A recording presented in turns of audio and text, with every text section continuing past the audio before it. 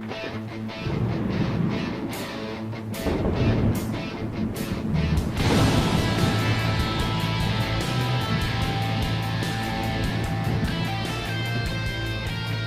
out there, and welcome to the No Shit Cast, the flagship podcast of the X Factory Creative Network. I'm your host, Matt Frazier. Tonight's guest, Mr. Ken St. Andre, an American fantasy author and game designer, best known for his work with Tunnels and Trolls and Wasteland. He's been an active member of the Science Fiction and Fantasy Writers of America since 1989, and he'll be our guest. My co-host tonight, the great wizard of history himself, Mr. Eric D. Smith. How you doing, Eric? Good. How you doing, Matt?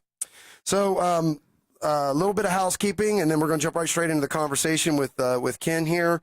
So the March 1st rollout for the website is well on track. Eric and I have, Tangent gave us the chance to kind of peek behind the curtain, and we've seen what the website's going to look like, and it's flipping fantastic. Just unbelievable, the support and everything that we get from Tangent and the X Factory. They've given us a nice little cozy home to park our podcast on, and it's just been a wonderful collaboration so far. But who we got coming up here, Eric? A couple guests coming up here in the future. Well, on the 3rd of February, we have Steve Sullivan, who is an American author. And on the 10th of February, we have DJ Version 666, professional musician. Right. On the 17th of February, we have Dr. Cooperman, who is a professor of English and playwriting. And on the 24th of February, we have Skip Williams, who is a game designer. Awesome. And on March 3rd, we have Muggsy, the Reverb Nation's #1 hip-hop artist in Sydney, Australia. Right. Yeah. Crazy interviews, huh, coming up? Definitely. Good fun stuff. So without further ado, we want to kind of just jump straight into it. We were really excited about our guest tonight. Ken, how you doing this evening? I'm doing great, thanks. Thanks for calling. Well, we're really glad you took this time to be on our show, pal. We're really honored to have you. I know Eric and I we're excited about this this interview here coming up, but we'd like to start out with where did it all begin for you in the whole fantasy genre? Was it something that you were into as a kid, or kind of give us an idea of where it began for you? All right, I can pinpoint that, actually. I don't remember the exact date, but it was summer of my 7th grade year, between 6th and 7th grade, when I lived in Sunny Slope, Arizona, not yet part of Phoenix. I had the tendency to ride my bicycle around a lot in the summertime, and one day I rode fairly far and discovered a little sign that said Sunny Slope Public Library. And I said, oh, a library. I'll go see what's there. I just rode up to it, went inside, explored the bookshelves, and found Tarzan and the Ant-Man by Edgar Rice Burroughs. Ooh. So I got a library card on the spot, checked it out, took it home. Great story. Tarzan gets shrunk to the size of a cricket, basically, and goes in and has an adventure with medieval warriors living in a big termite mound in Africa. And that hit you hard, didn't it? That did. From then on, I was always looking for Tarzan stuff, and Tarzan led me into a whole world of fantasy, science fiction, and so forth. In high school, I discovered a Gnome Press Conan book on a bookmobile shelf parked behind a shopping center one day, and that got me into Conan. So I was reading Tarzan, Conan, and after I found Conan, every piece of fantasy fiction I could find before I hit college. Wow. What ended up being your favorite at that time? Really hard to pick. I like both of them so much. Tarzan is probably the #1 because he was first. Conan is a very close second. And that was... And I have read practically every sword and sorcery or major heroic fantasy story you can think of written before about 2010. So obviously you were a fan of Tolkien and the Lord of the Rings and the Hobbit and that stuff as well. I saw them in the first unauthorized Ace editions before Valentine went and made it all legal. Now, what's Wow. that? What does that mean? You saw them in the? Can you explain that? I read them. No, but what was Ace Books found that the copyright date had lapsed. The copyright protection had lapsed on the Lord of the Rings stuff. Wow. So they reprinted it because it was right in the middle of a big fantasy boom around 1968 or so. Huh, I didn't know that. I didn't know that either. Huh. So They reprinted it. They were unauthorized, and it made a big stink because the Tolkien estate jumped up and down and said, "Hey, that's not right." yeah, I can imagine. Right.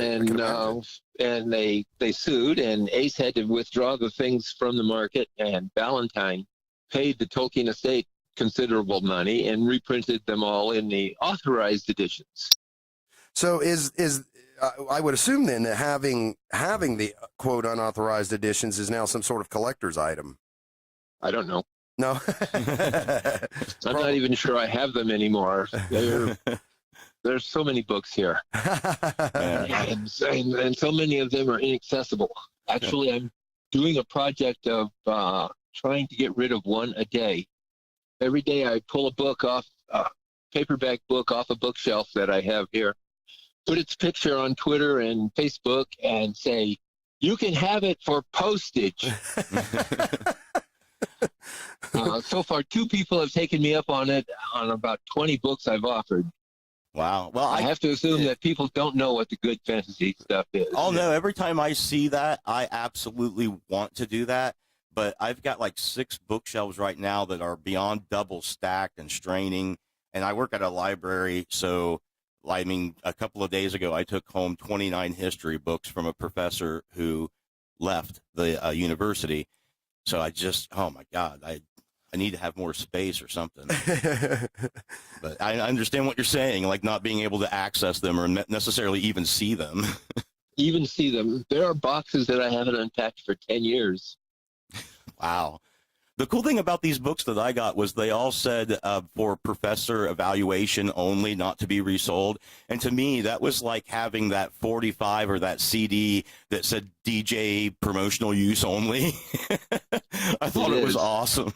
Pre-publication stuff. Yeah. Yeah. When I reviewed for Journal, back when I was a librarian, I got a lot of that stuff too. I think probably the prime stuff was novels by Larry McMurtry. Wow. I'm not familiar. I've not read any of those books, but I've seen them before.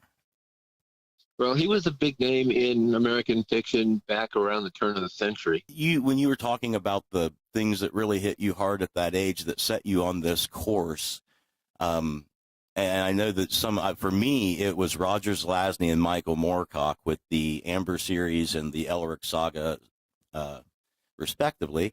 And did you read those two at that time? And how did those particular books impact you, especially the Michael Moorcock books? Because I know that, you worked with and made the game Stormbringer. And did you make Hawkmoon 2, the first edition?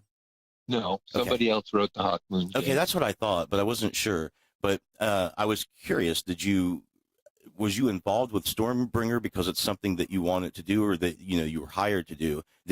I discovered Michael Moorcock fairly early because, like I said, I was actively searching for all the fantasy I could find, and I thought he was great.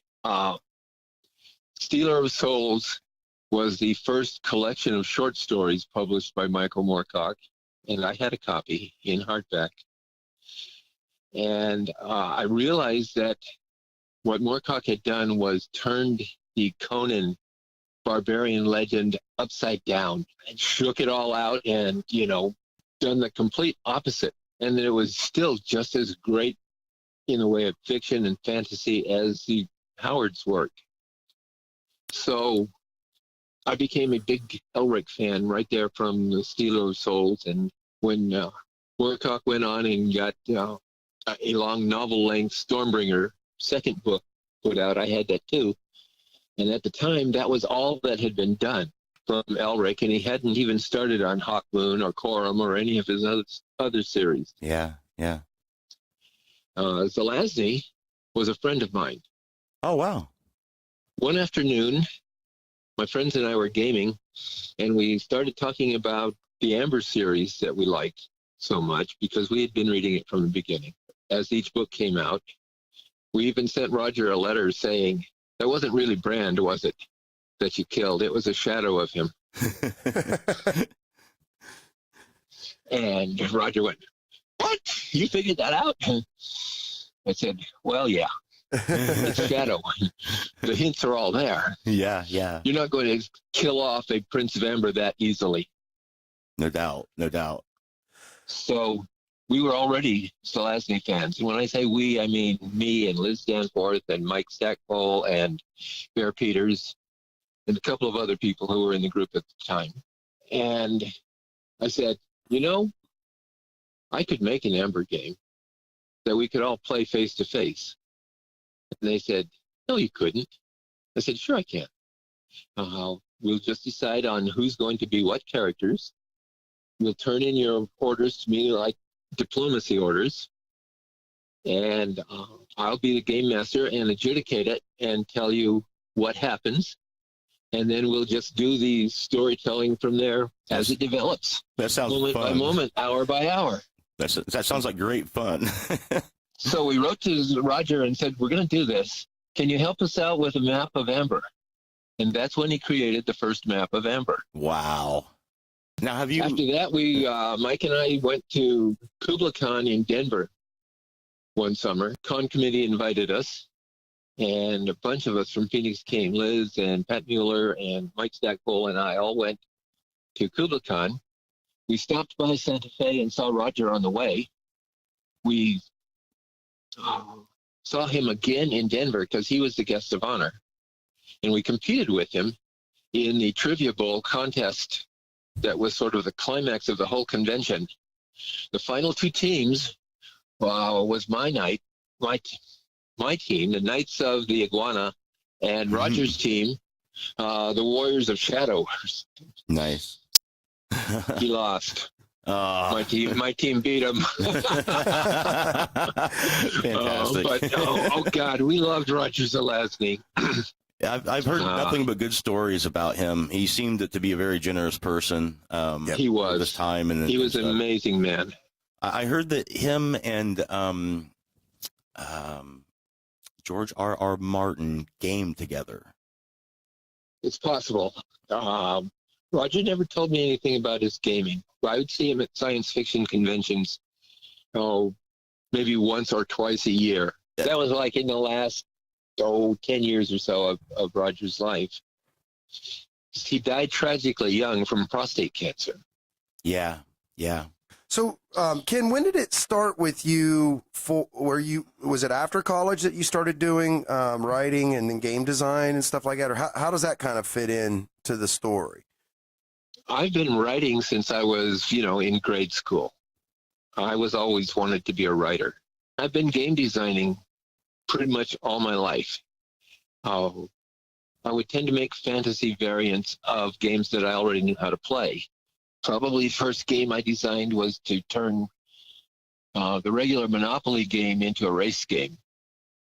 After all, you're rolling around a track, basically, sure, from a start to a finish line, and you'd have a lot of obstacles on the way. So anything that wasn't a regular business was an obstacle, and it would delay you. So you just repurposed the game, basically. I did. I just took the game that we already had. You had pieces, you had a board, you had dice. And I said, let's turn it into a race game. The object of the game is to get around the board first. Later on, I made a variant of chess. I wanted to do, after I read Edgar Rice Burroughs' Chessmen of Mars, I said, yeah, I want to do combat chess. Yeah. Not just one piece takes another piece. So this is how I'll work it. The attacking piece gets 3 dice. The defending piece gets 2 dice. And the highest score wins. That's interesting. Yeah, it's quick, too. It's quick combat resolution. Yep. It's a quick combat resolution, and the attacker retains the initiative, but can be defeated by a particularly stout defense. Right. It adds it definitely adds a whole new dimension to an already existing game, right? Because in chess, the attacker always wins. Right. But now that's not necessarily Ken's combat true. chess, you think twice before you take a pawn with your queen or something. It makes it infinitely more complex, is what it would do. Sure. I mean, those were like tactics. two of the first games I invented. In high school, I made a Tarzan jungle game, a John Carter of Mars game. Told you I love burrows. And created little stand-up cardboard figures, drew a map board, put obstacles and treasure spots on it, and set it up as a combat thing where one guy would play the hero and his allies, and the other would play all the villains. Those games did not survive. What board games did you regularly play growing up that influenced the designs that you were doing at that time, other than Monopoly? And like, was there, like, when you started getting into Monopoly high school, was just about the only board game there was when I was growing up. I was born in 1947.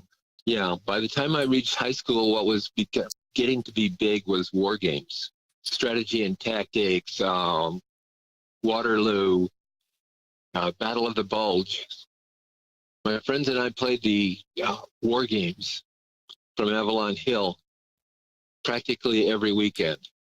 what titles did you guys enjoy? Battle of the Bulge. Waterloo. Yeah, The ones I can remember. Tactics, squad leaders. Gotcha.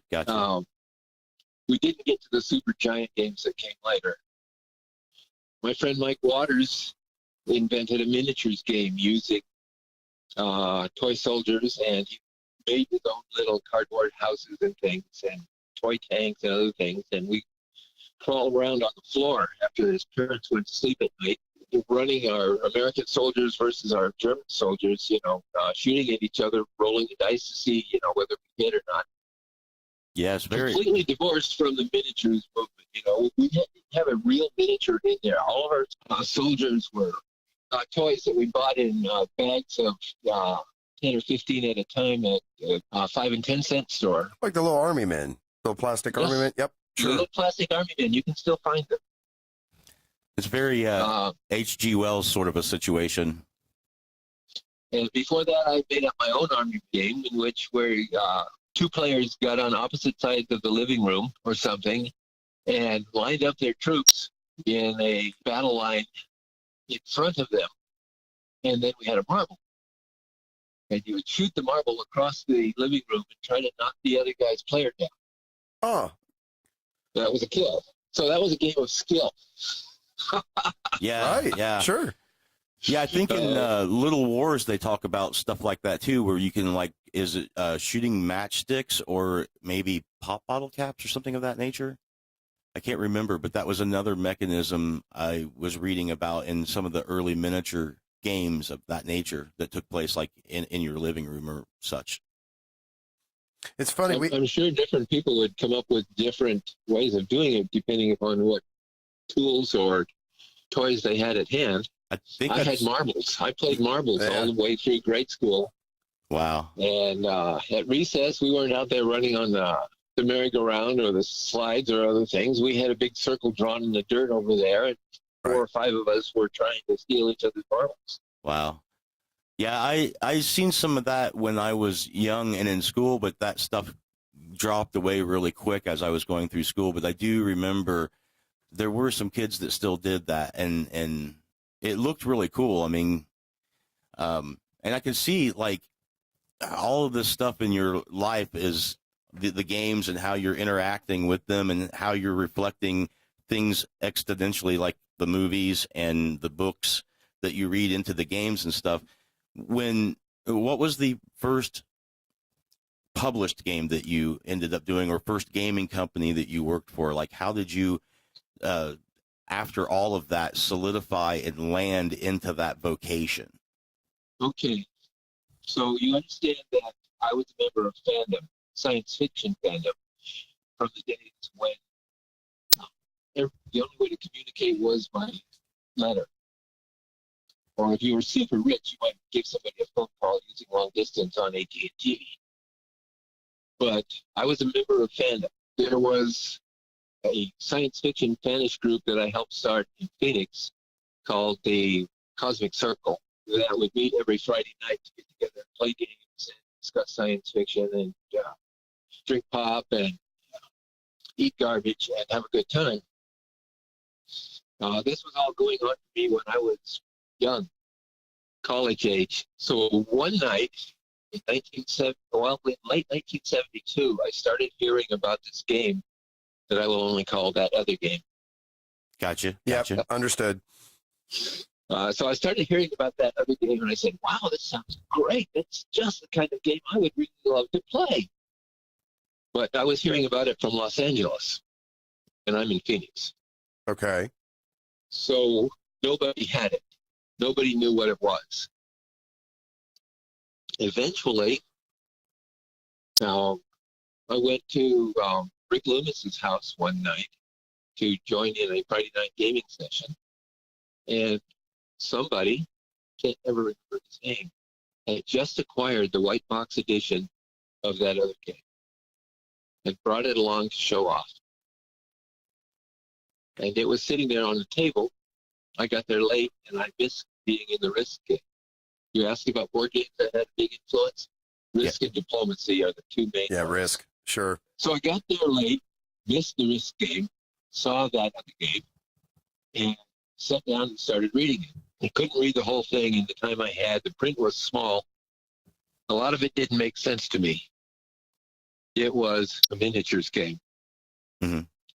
I have closest I came to playing miniatures was the thing I did with Mike Waters with the Army soldiers. So after about 2 hours of reading through this thing, I went, I understand what they're trying to do. What a great idea. What a rotten way to do it. I will go make something that I can play. First of all, what is these D20s and D12s and D4s and stuff? I've never seen any of those poly dice. Did not exist in Phoenix in 1973. And probably had no way to know even how to get them at that point in time, yeah? I had no idea how to get them. I'm going, this crap is impossible. So instead of worrying about how to get dice, I said, I'll just use the dice I've got. 6-siders. They're easy to get. Monopoly, Yahtzee.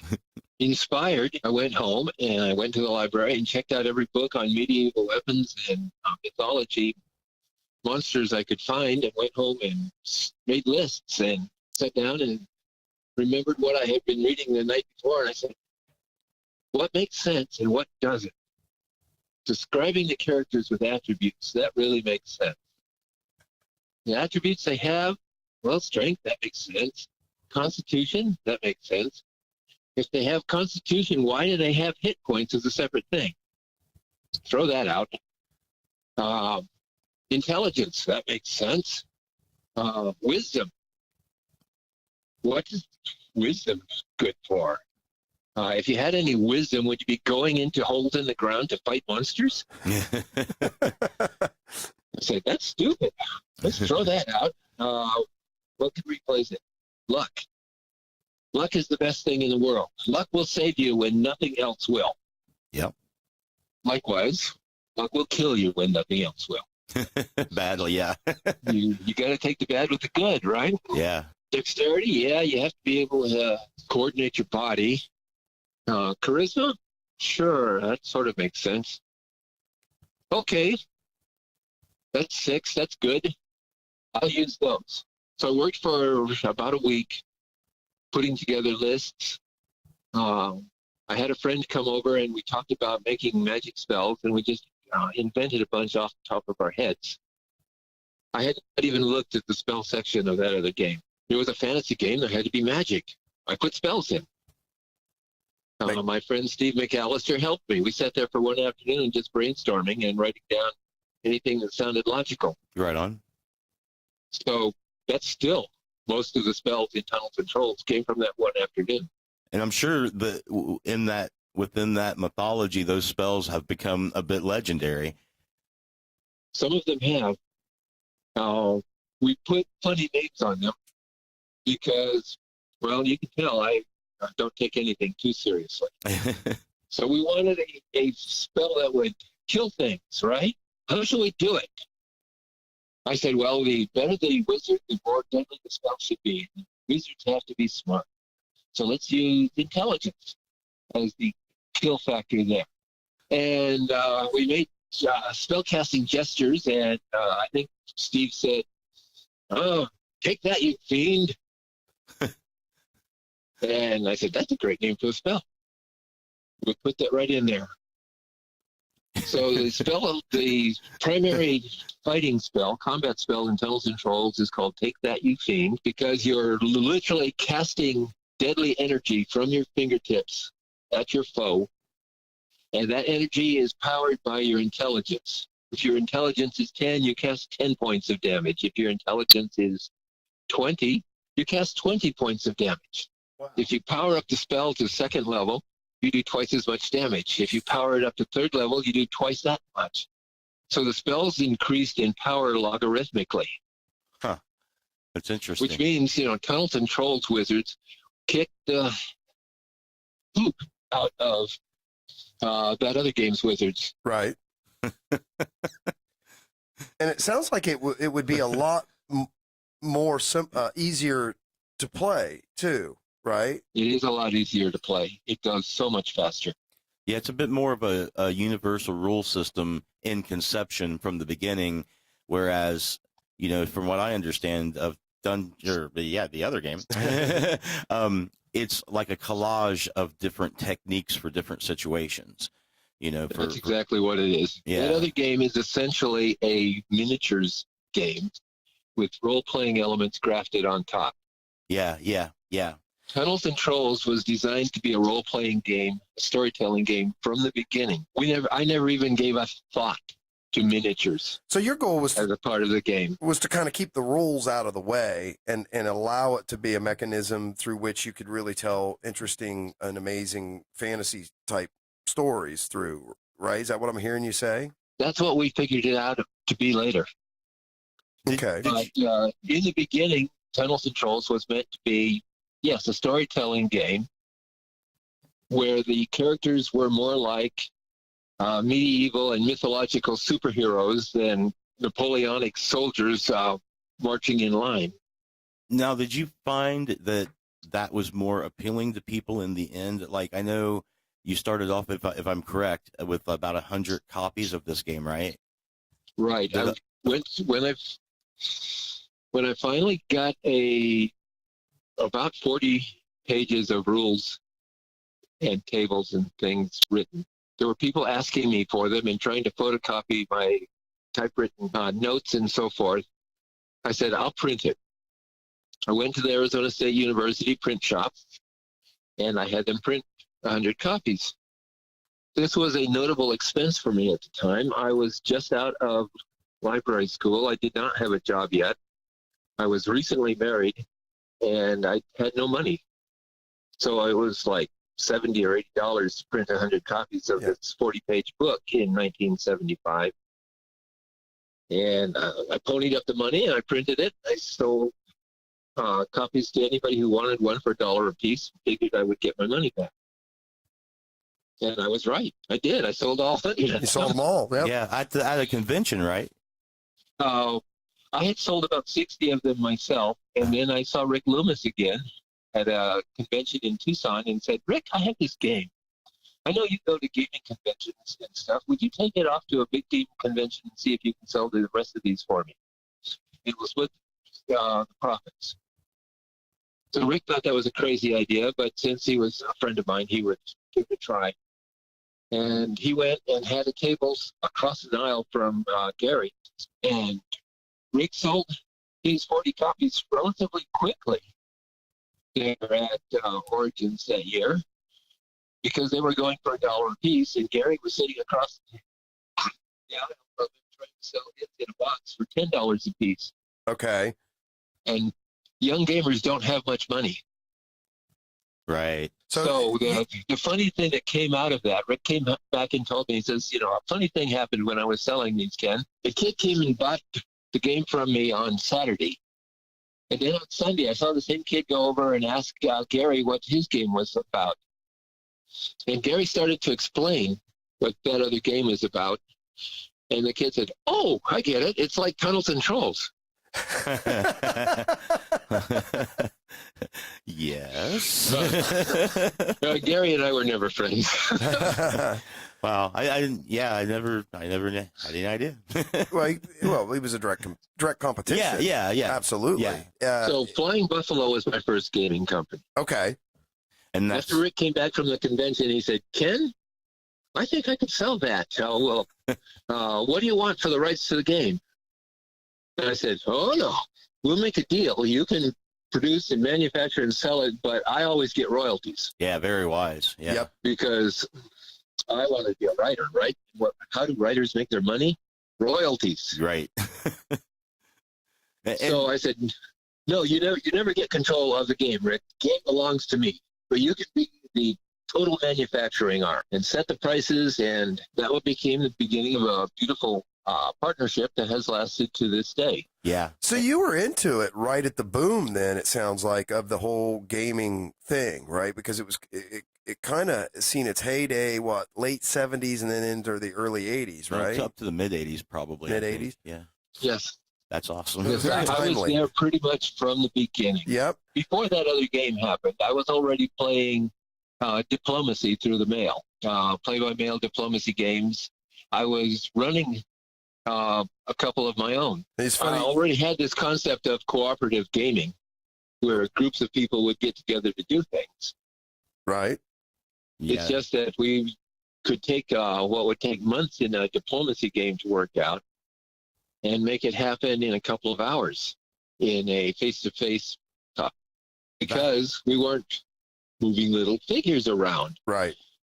in inches and trying to see if there's a clear line of sight. Well, the Game Master says that you can see your foe, you can cast your take that you can spell at it. Right. Now, people that you knew or heard of that was interested in playing war games, especially the miniature type as opposed to the hex-based type, did you find in your experience that those people were just as easily drawn to a game like the one that you had made that was a storytelling vehicle as opposed to a game that had its roots in miniature warfare combat? Just the opposite. Really? So there was like a resistance to it? There was, just never much contact between me and the miniatures gamers. Okay. I was aware of them. They're so invested in their elaborate sets and their miniatures and their painting that role-playing is secondary at best. Secondary, tertiary, maybe. Yeah. Then there are the role players who really love their miniatures, but they're not miniatures gamers. They're really role players who like to move their miniatures around and show off their beautiful little painted elf or whatever they may have. Yeah, sure. Yeah. So, there's not really much connection there. I for years, in terms of miniatures in RPGs, I generally just used anything: dice, coins, miniatures that didn't matter or fit the situation, just to mark out the tabletop boundaries. But later on, I got interested in the hex-based war games. So I never really got into the actual hardcore miniature type war games, but the ones that from Avalon Hill and SPI, those seem really appealing because they're quick enough to assemble and get people going and actually have a game, and you don't have to have all of the accoutrements like a sand table and a place to keep things set up where cats don't destroy it and things like that, You're just like me. You're just like me. You think exactly the same way I do. Let me punch out a bunch of pieces, put them on the hex, move that stack. Yeah. Consult the combat resolution table on a die roll and Uh, and you're off. Move on to my next piece of strategy. Yes. Right now I'm playing a theater level Axis and Allies game with some friends. It's the second edition of Europe and Pacific 1940 put together. So the table is as long as a medium-sized car and about as thick the board is. But I certainly enjoy it. Well, that's a level of dedication that I never reached. I've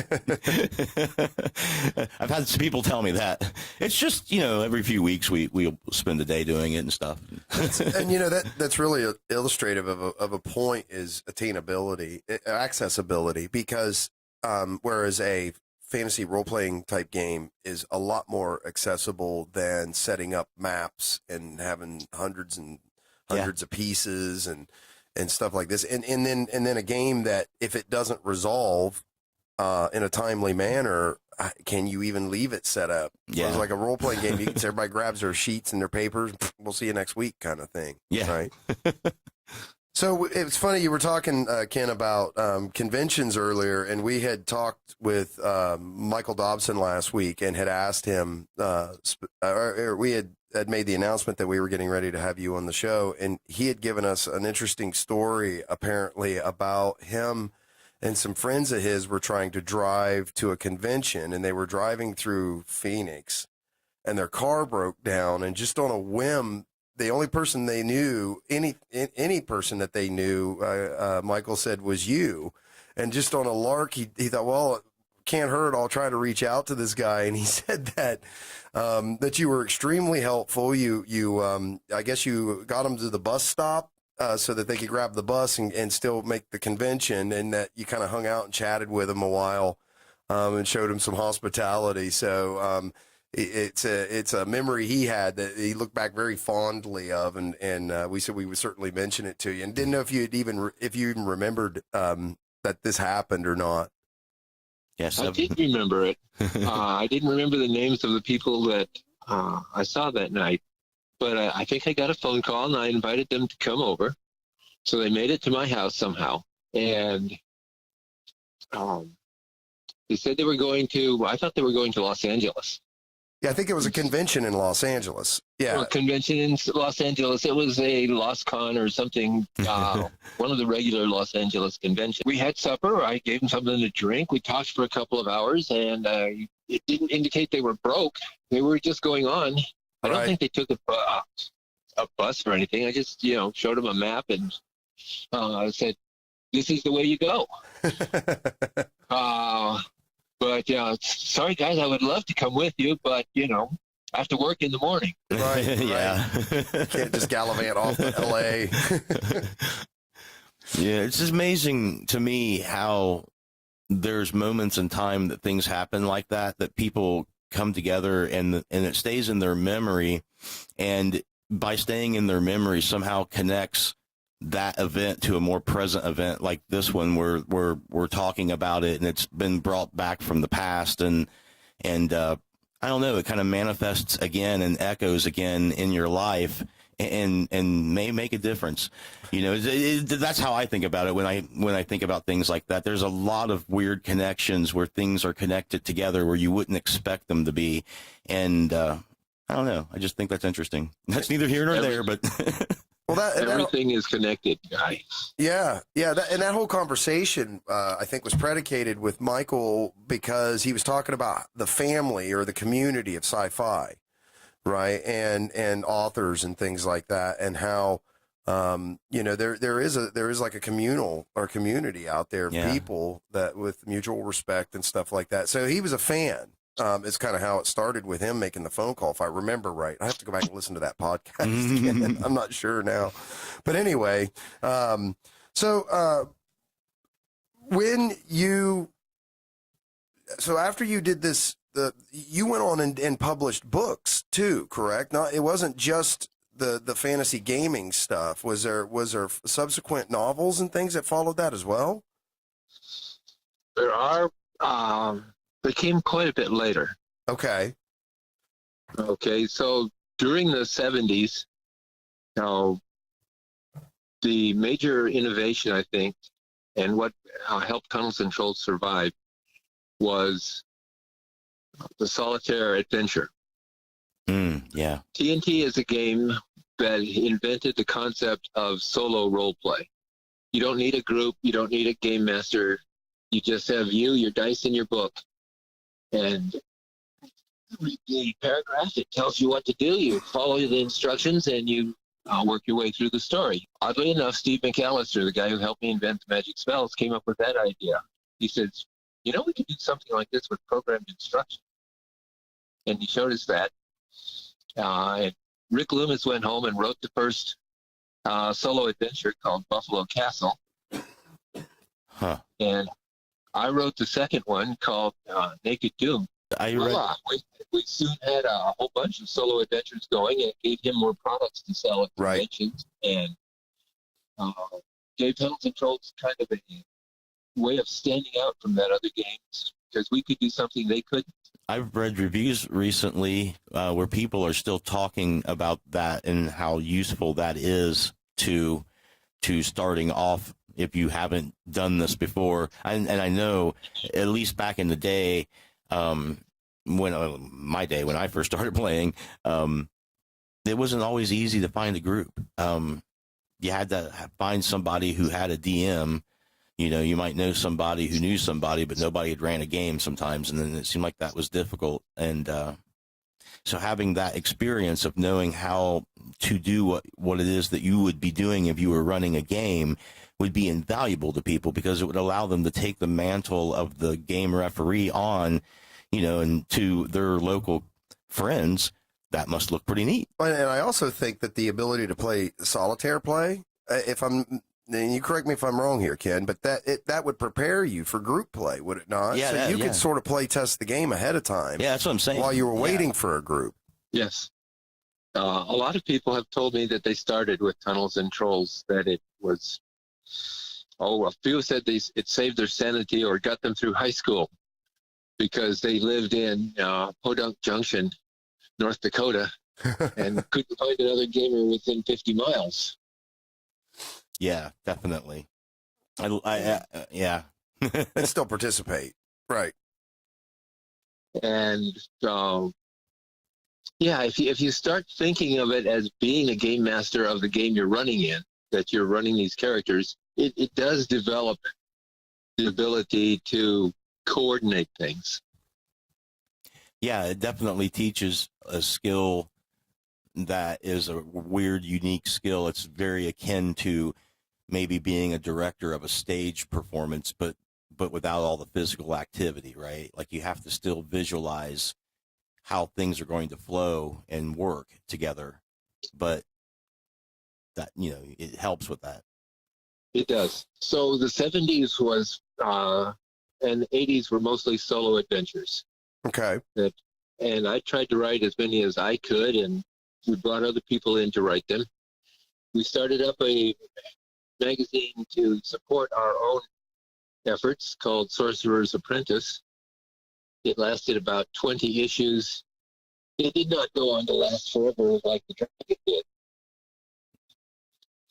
But it was big, and did some things first that the Dragon hadn't done yet. For example, I talked professional science fiction writers into giving us stories. Oh, wow. So I published Carl Wagner and Kenneth Lee in my gaming magazine back when I was the editor in the first few issues, long before any big name writers came to work for that other magazine. But Tunnels and Trolls also did the first fantasy role-playing calendar. Oh, that's cool. We did it with black and white art and a small print run of a couple hundred, with big boxes so that you could write things in under individual dates, and illustration from a different artist that you would hang up on the wall so that you would see your dragon or troll or whatever it was. A lot of them were naked fantasy babes. Those were the days when you could have naked fantasy. Right, yeah. The late 70s, early 80s. Yes. Gosh, what was, God, I remember Heavy Metal Magazine and Omni. Oh, they were great. Yeah, man. Omni not so much, but Heavy Metal. Yeah, Yeah, I loved Heavy Metal Heavy magazine. Metal, I waited for it month after month. Mm-hmm. Yeah. Mobius, some of the European artists who were not fettered the way American artists were. Right. They were inspiring. Yeah. Yeah. Definitely so. Oh my God, I can remember staring at pictures in that magazine forever.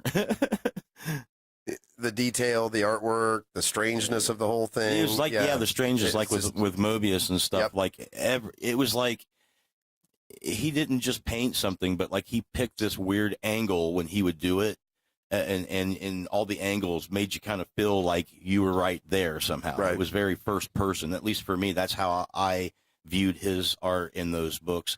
How did you feel about it, Ken? Oh, I agree with you. Mobius was great. That's the first place I saw any Richard Corbett. And he did some what Was in movies? Heavy Metal, and he did fantasy, but he did really primitive, brutal fantasy. Yeah. He wasn't, hung up on the Middle Ages. Mm-hmm. Gotcha. Yeah. He was hung up on other things. Yeah. But oh yeah, it was the golden age, the 70s and the 80s. We don't see that. I don't know what we would compare today. There's nothing like that today that I can think of. There's no avant-garde or really any art that's like with Heavy Metal. There was all kinds of stuff in it, and they sort of collected it all, like, right? And today, It was an anthology. All they wanted was quality. yeah, Yeah. and you don't Some see of the stuff was virtually unreadable, and some of it just pulled you along like water skiing. Yeah, definitely.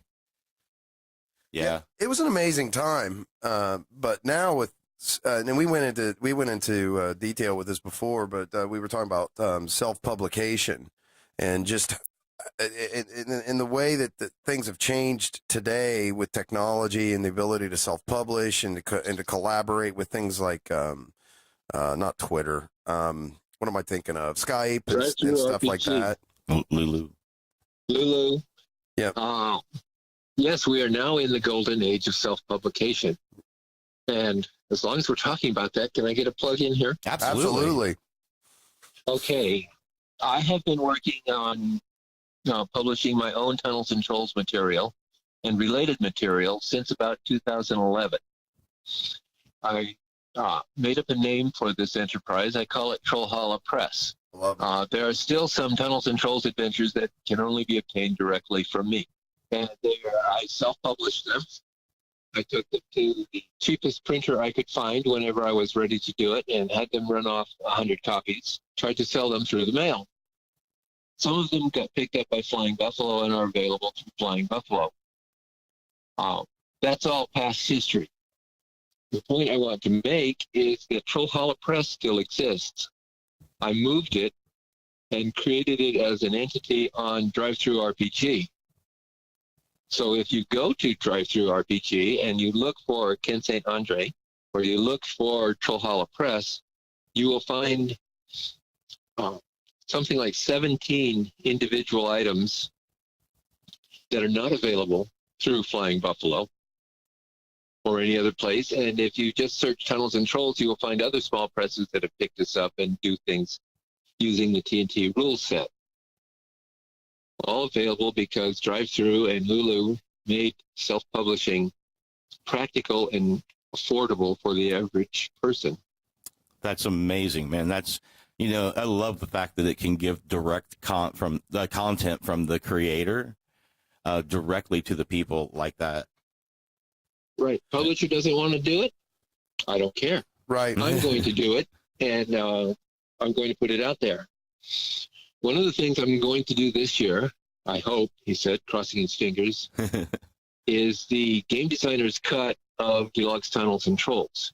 The Deluxe Tunnels and Trolls product that Flying Buffalo put out in 2015, that we started with a Kickstarter in 2013, and is acclaimed to be the ultimate, most fantastic ever edition of the game, and it is. is not exactly the way I wanted it to come out. But as I was part of a committee there and majority rules, it came out the way it did instead of exactly the way I wanted it to. I've given them a couple of years to get all their sales, and now I want to do the game designer's cut. Flying Buffalo will not want to do that. Okay. But once I get it whipped into shape, I can put it on Troll Hall of Press on drive-through, and all 12 of my real fans can find it. Now, can you briefly, without giving anything terribly away, what would be the difference between those two editions? In essence, what you would be doing differently? The rules would be pretty much the same. It's almost too picky. I don't think an average reader would understand what I'm going for. The major difference between the two editions will be the wording. Okay. I wrote a complete set of rules for Deluxe Tunnels and Trolls. My editor kept a few sentences here and there and rewrote them in her more diplomatic fashion.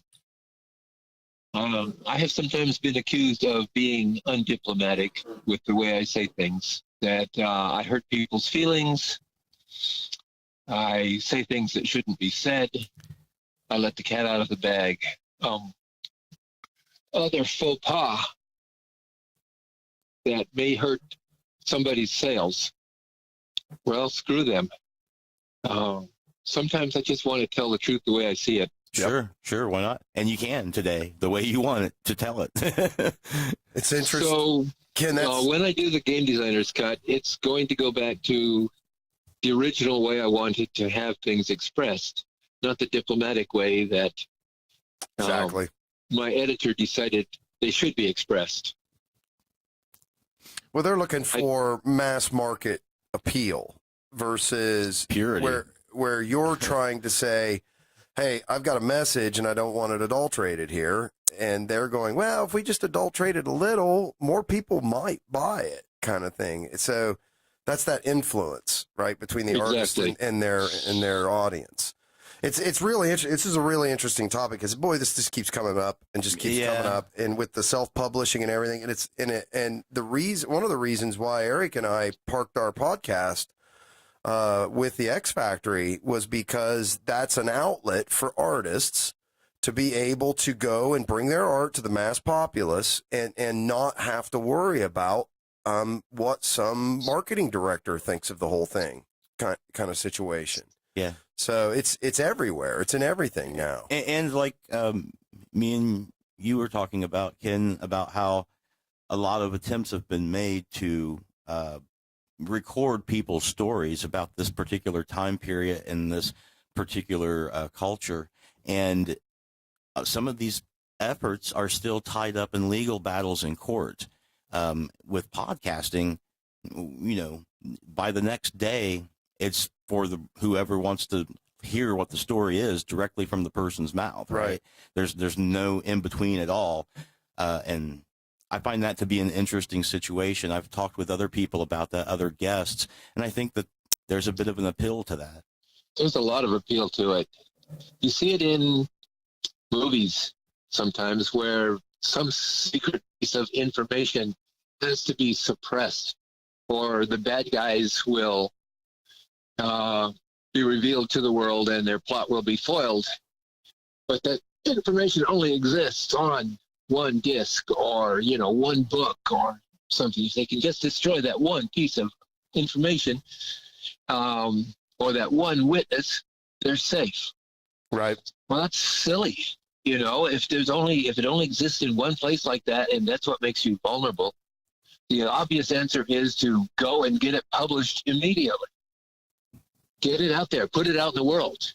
Doesn't do any good to kill Karen Page if she's already told her story about how the Kingpin is ruling Hell's Kitchen and half of New York City.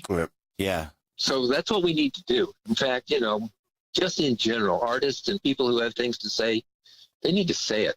Yep. Yeah. They need to put it out there on the internet and make it available for people to see. Yeah. Because I was telling Matt, I said, the people that we're talking with, they're truly interesting people, and the work that they do is like 10% of who they are. Like, I've failed to talk with anyone who isn't so much larger than what their work it represents them as. You know what I'm saying? Yes. So that's, for me, that's why I have an interest in talking with people in general. You know, I do want to hear, you know, how did you grow up? You know, how did you get into this? And what were the things in your life that brought you what are your to this motivations? end? Yeah. Yep. Because that's the Escape. You know, Yeah. Joseph Campbell said that the artists of our day were the people who gave us our new mythology. And if anything, the technology increases so fast, we always need our mythology redefined for us. We always need to look through the eyes of an artist, because it's our human connection with all of this technology that is around us. Or at least that's how I feel. Yeah, I think you're exactly right. I won't argue with anything you said there. Okay. and I couldn't agree with you more, though. That people need to be. I think there needs to be less middlemen, for lack of a better term. You know, this everything's been sugar coated for way too long, and this is speaking in a global sense that you're saying, Ken, not just in the sense of publishing books or designing games. You're saying, period, that the artists and people that they need to start saying more. Yes? Yes. They need to say it before they can be shut up. More totalitarian countries than the United States only survive by shutting people up. When the truth or the viewpoint comes out and reaches a wide audience, things change. Yep. Nelson Mandela is perhaps the prime example of that in the 20th century. Yep. Well, it's the saying goes, right? If you want to know who's really in charge, it's the person you're not allowed to criticize. Okay. That's it. And the only way you're going to find that out is by criticizing, is by talking, right? Yes, it's true. Well, you said promised me I could talk about all the things I'm trying to do this year. Yes, please. Please, go ahead. Okay, so first of all, I want to get at least one publication out on Tullhalla Press every month. So it won't all be Tunnels and Trolls stuff, but it will all have some kind of fantasy relationship. Right now I'm working on a book of, I'm calling it character portraits, but it's really just an excuse to get a friend of mine's fantasy art out there where more people in the world can see it. There's an artist named Gilead. You can find him on Facebook. Can you, Gilead? He's an amazing guy. Gilead. Okay. Like the biblical name. Gotcha. I'm writing it down. You should talk to him sometime. Okay. Anyway, so that book is in progress right now. I have another friend of mine editing it and putting it together for me. I'm just going to be a publisher on this thing. I'll write an introduction. I want to do the Tunnels and Trolls Gamers Design Viewpoint, like the director's cut. I want to do a sequel to Grimtina's Guard, which was solo I wrote for Meta Arcade as a giveaway product in 2016, the new phone app of Tunnels and Trolls. Oh. Are you guys aware that Tunnels and Trolls has a telephone app? I was not, sir. Nope. Okay. Company is called Meta Arcade. In 2016, the leader, David Reed, came to us in Scottsdale and said, I'd like to adapt Tunnels and Trolls into an application for smartphones and tablets and computers. And we said, that's a great idea.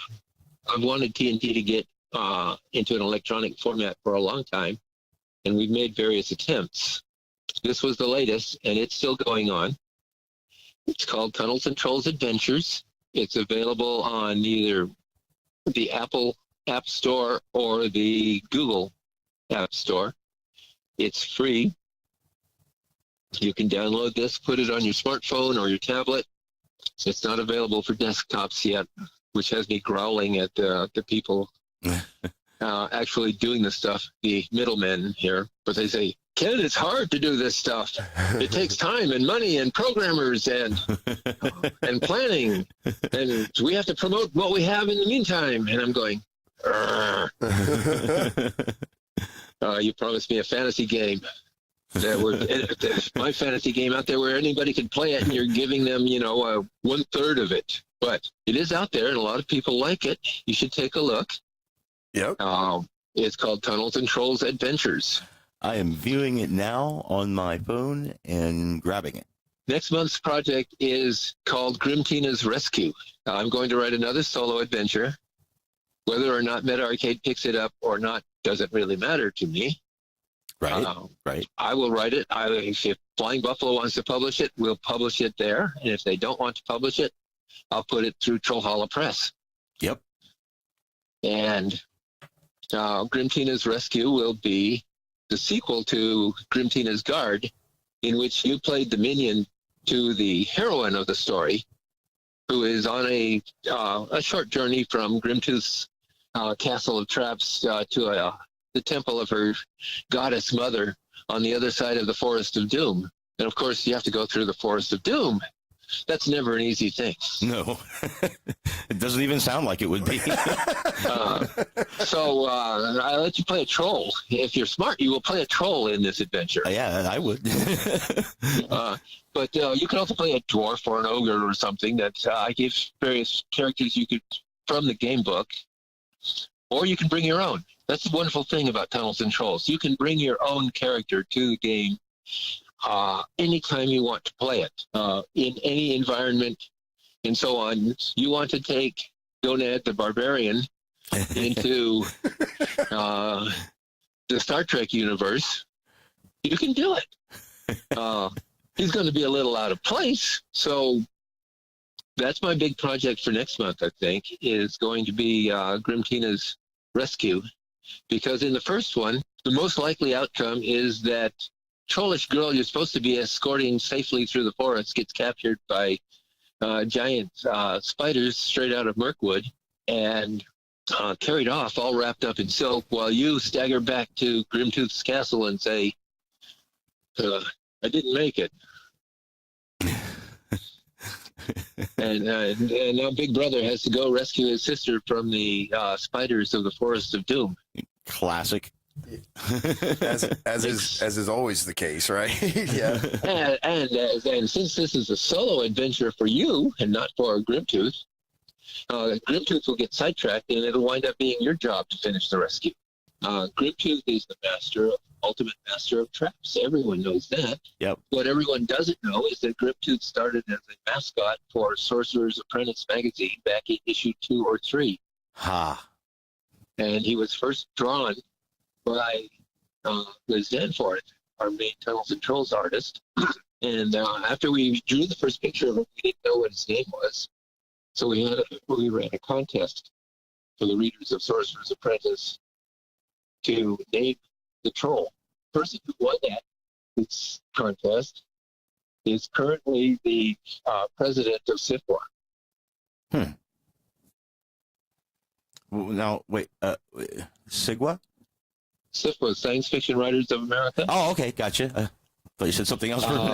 What? She's on Twitter. Her name is Catherine Rambo. Okay. And her Twitter handle is Rainbow Riot Rambo. Okay. When I pulled it up right now, she's showing a clip from Willy Wonka and the Chocolate Factory.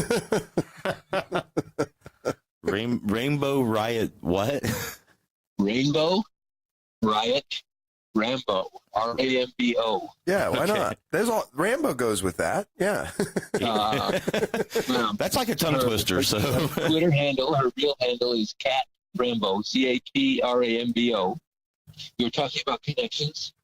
This was the girl who sent in a suggestion for the name of our troll. Oh, okay. She suggested Grimtooth. Huh. Now she's the president of the Science Fiction Writers of America. That's interesting. Wow. How's that for a connection? That is. It's interesting. Yeah, it is. Things just keep reverberating and bouncing around. Those books, the first one in particular, was one of those great books in my growing up. So It was influential for you then. yeah, absolutely. Yeah, absolutely. It was, and in fact, it was a bit mythic in a way. My introduction to that whole Grimtooth Traps series was through a DM who was an older fellow than I was, and it was strictly hands-off Dungeon Master's book, to the point of, if you pushed the point, there would be some violence involved in us young men. So, it was one of those things, and I didn't know how to get it at the time and stuff. So it was just one of those books that I desperately wanted to see the inside of, but was never allowed until finally I was able to hunt one down and purchase it. And then get your own copy. Oh yeah. So they became big deals for me in my particular mythology of gaming and stuff. All of the Traps books collected into a single volume. The Grimtooth's Ultimate Traps Anthology. Okay. It's out from Goodman Games. Goodman Games, okay. I have a copy because I was editor of Sorcerer's Apprentice magazine. I wrote some of the first traps that are okay. The fabulous $500 edition. Oh, wow. In slipcase with embossed dragonhide cover. All the really good stuff. Wow. And I'm in it because I wrote traps for several of the early Traps books. Yeah. You'll have to go back and search hard to find them, but I wrote the great octopus trap, great tentacle trap, where you're caught in a glass tube underwater. And Cthulhu's for the future, I think, is that if we can get Tunnels and Trolls into the hands of millions of players instead of a few thousands through a phone app, it may persist into the 21st century. It's definitely meeting the audience where they are right now. That's for sure. Yeah. Phone apps. Absolutely. Oh, I didn't tell you about Elven Lords, did I? No. Well, who? I should mention Elven Lords. Okay. Elven Lords is a Kickstarter that Flying Buffalo put out last week to reproduce a very limited edition solo adventure that appeared back in the 80s, done by Liz Dick and Mike Stackpole. We're updating it for the deluxe Tunnels and Trolls rules, which are just slightly different from the old 5th edition or 7th edition rules, through Kickstarter. The main attraction will be Ms. Danforth's art, which remains incredibly beautiful. And the main writer will be Michael Stackpole, who is a New York Times best-selling author, creator of Star Wars novels and many, many fantasy books. So we need lots of people coming in saying, oh, well, we're in. But right. Gosh, you should give us more for the fact that now that you have 500. Yeah. We hopefully, yes, I absolutely agree. And hopefully there are people who have not even maybe ever experienced an RPG before. It'd be really nice because there's a bit of a renaissance going on with people being interested in tabletop pen and paper RPG games. And this would be a great entry for those types of people. And that would be my personal hope, is that the people, those people would be interested in it. Mine too. And at that point, I want to say thank you, Will Wheaton. No kidding, right? Thank you, Will Wheaton, for putting this out in the public eye again. Yep. Letting people know that everything doesn't have to be a computer game on your screen. You can actually play face-to-face. Another project I want to mention is called the Japan Adventure, where we took Tunnels and Trolls is big in Japan. Did you know that? No, I did not. There's a lot of things I like that is for some reason, though. Look up the song Big in Japan by Tom Waits. Tom Waits, yeah. And it'll give you a good laugh. And then think of it as Tunnels and Trolls. Okay.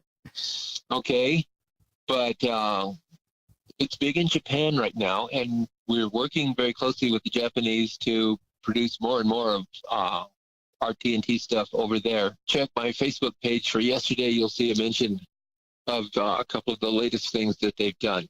Yes. Well, we've done something where we've taken the Japanese and brought it back into English, and that will come out in March. And another thing we're doing that I'd like people to know about is I've created a really short, like 8 pages version of the Tunnels and Trolls rules that we're going to publish with any Tunnels and Trolls product from now on. So if you don't know how to play the game and you don't have the 368-page deluxe Tunnels and Trolls edition that came out in 2015. Now, you could still pick it up and play it with the 8 pages that I've got given you with every product we're going to release from now on. Wow. Yeah, like a nice quick start rules, too. A quick hit the ground running. I'd like to see that other game do that. Now they have a large corporate entity behind them. So I think those are the things I wanted to bring out. Lords, Japan Adventures, Trollhalla Press, and I'm still alive and kicking. I'm available to be found on Twitter as Troll Godfather. There's a joke there. Okay. What is the joke? Let me make you a deal you can't refuse. And you better not refuse it, because a friend of mine named Moonwolf, who does digital art, made an image for me of it that looked like Marlon Brando as the Godfather, with a blood stain on his stomach, and she called it Troll Godfather. Nice. It's his icon. With her permission, I use that as my avatar on Twitter. Yep. People can and get that whole underworld crime connection going there. That risky vibe, right? Absolutely. On Facebook, I am also reviving the fan club for some 14 years called Trollhalla. If you look up Trollhalla on Facebook, you can join it. So, I want to invite people to come see me on Facebook. Friend me there. Okay. I'll friend almost anybody. Okay. It's a non-political site. Right. And be forewarned, right? Don't bring your crap, is what you're saying, right? Yeah. If you start posting, Trump stuff or Hillary stuff or, anybody else, the Ayatollah's stuff on my site, bang, you're gone. Yeah. Right on. Very wise. So, Trollhalla is about games and gaming, particularly Tunnels and Trolls, but you can talk about anything you want except that other game. Right on. There's plenty of other spaces to talk about that other game anyway. Yeah. No sense. Right. That other game has me outnumbered 1,000 to 1. Yeah, go in the real world. Take that stuff over there. So if you want to talk about that other game, go talk to those other 1,000 people. Right. It's for loyalists and for purists over here, right? Right. And for people who are just interested in general. Yep. I especially want to encourage any artists who are listening to this to get in touch with me. I'm always looking for new artists. Okay, yeah. Who work cheap, because despite my worldwide popularity as a game designer for Tunnels and Trolls and Wasteland and Stormbringer and a few other things that nobody's ever heard of. For example, I did a rollerball game. Oh, really? On the movie. Like the movie? Yeah, the movie, yeah. Not the remake, the real movie. Right. The original I didn't even know there was a remake. With James Caan, back in the 70s, whenever it was, or the 80s. I did a game called Starfaring that was meant to be a different kind of role-playing game for science fiction fans. In Starfaring, which was a game I did right after I did Tunnels and Trolls, you play the ship. Really stretched my imagination to make the most science-fictional game I could come up with, complete with rules for creating solar systems and alien monsters and the whole bit, so that you could take your role-playing to outer space and do it sort of solitaire, because you're going to play a ship going off into unexplored corners of the galaxy. That's neat. I like that you play the ship. And the ship has a captain and a gunsman, a gunner, and engineer, and so forth. Yeah. Star Trek. And it's called Starfaring. Starfaring is my game. Okay, got it. Tunnels and Trolls isn't the only thing. We didn't talk about Wasteland at all. No. But Wasteland did spring from Tunnels and Trolls. In what fashion? A guy named Bob Liddell was going to California to try to get a job with Interplay. He stopped in Phoenix to talk to me about Tunnels and Trolls before he went on to talk to Brian Fargo. He talked to me 2 nights earlier, went over to California and talked to Brian Fargo, trying to get a job with Interplay. He didn't get the job, but about Tunnels and Trolls. Brian about designing a post-apocalyptic role-playing game. Yep. Hey, Ken, Ken, Yes, I'm here. I'm so sorry. Yeah, you're We're dropping. maybe getting every third word at this point. Yeah. Maybe we should call you back or something and try to just get a better connection. It's getting pretty to the point where we can't really even hear what you're saying. Yeah, I'm sorry. that's okay. Let's do this. Let's cut it off here. And what I'd like And we lost you to again. do your Yep, not hearing you, Ken. Sorry. let's go to Facebook, and I'll tell you this. Cut to Okay. on Facebook. Okay. Bye. Bye.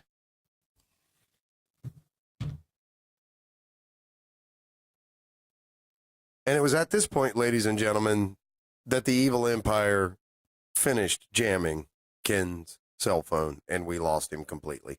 Yeah. But we will be back with Ken in a couple of months or so, and we will talk further with Ken. So, But we won't give an exact date because we don't want everyone to know. so they won't Or do jam we? it again, right? So we do want everyone to know. Sorry for the technical difficulties, such as life when dealing with modern technology, and we'll see you next time. Thanks. Bye.